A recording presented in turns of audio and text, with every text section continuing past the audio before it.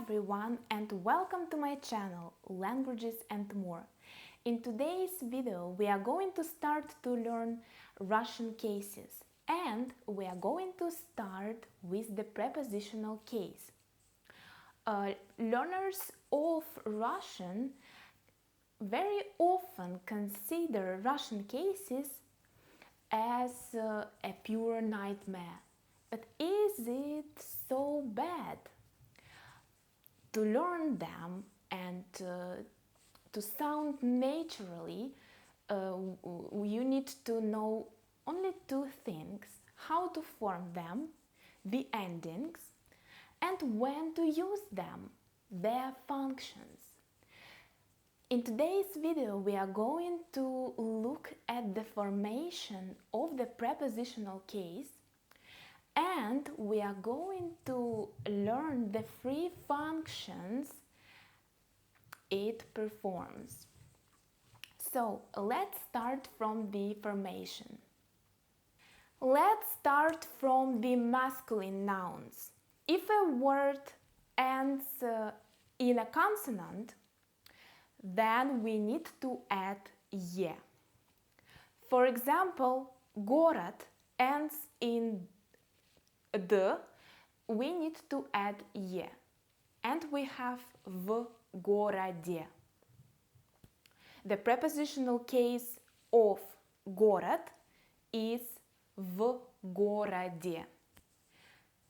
If a word ends in «ие», then we need to change «е» into «и».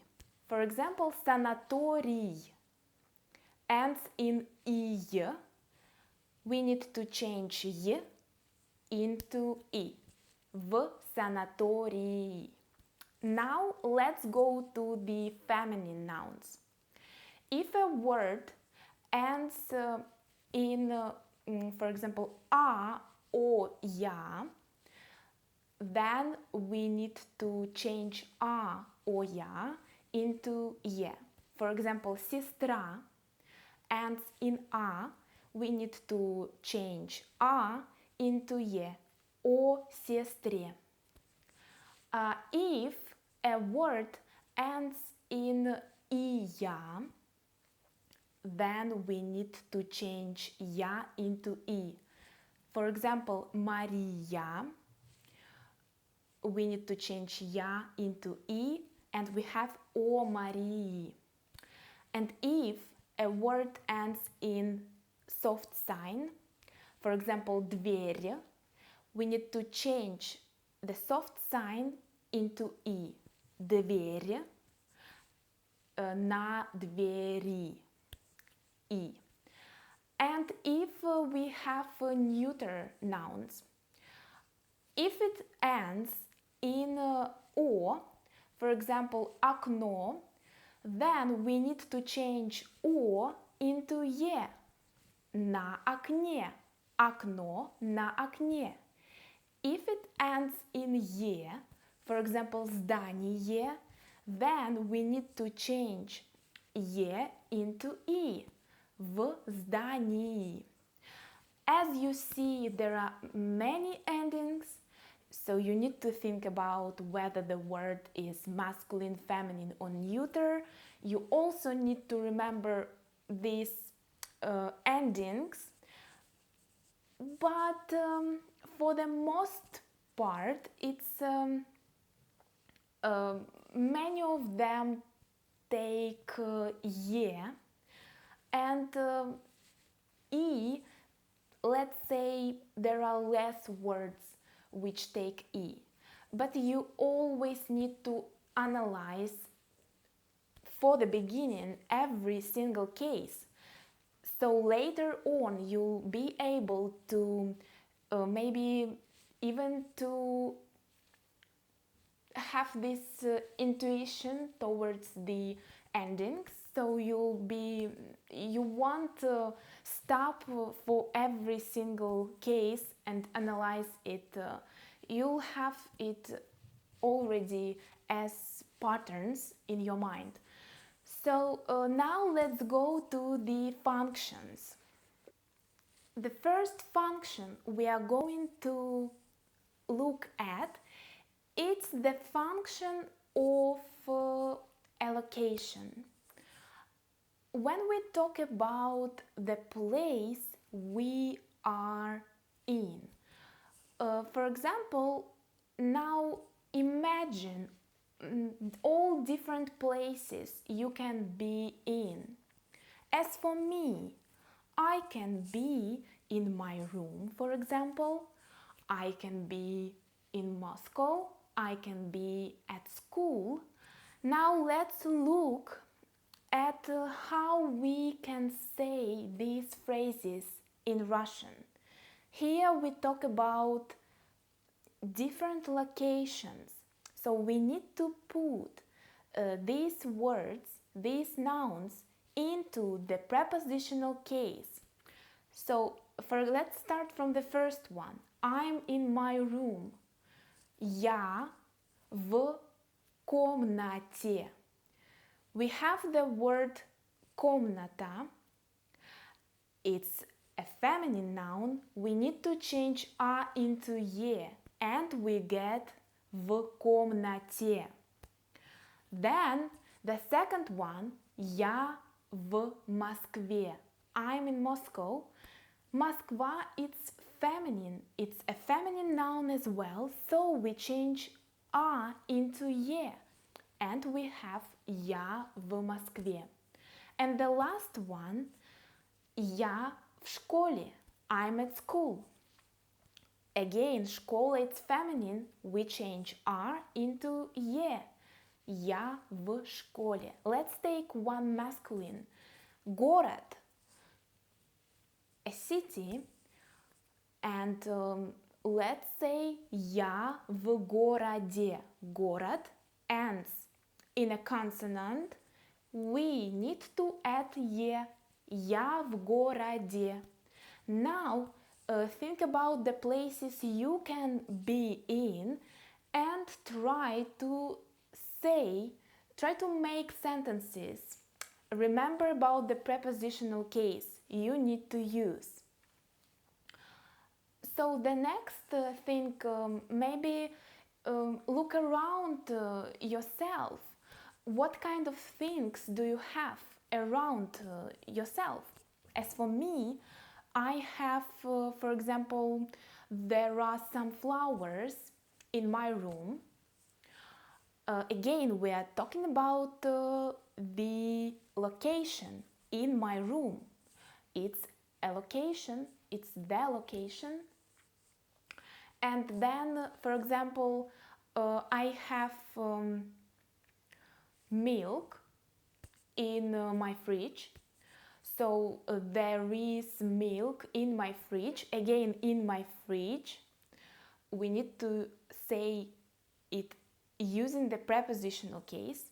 It should be in the prepositional case. And so on. We can name many things and its locations around us. So again, let's say there are some flowers in my room. In Russian, we don't have this there is, there are constructions. We can say directly. We can just say literally, we can say flowers in my room without any verbs and any constructions. Just like that, it would be correct, and people say it. So I can just say that цветы в комнате. Комната, it's a feminine noun. We need to change a into ye, and we get в комнате. Then milk, there is milk in the fridge. Молоко, где, where, в холодильнике. Холодильник, it's masculine, so we need to add ye. And we get в холодильнике.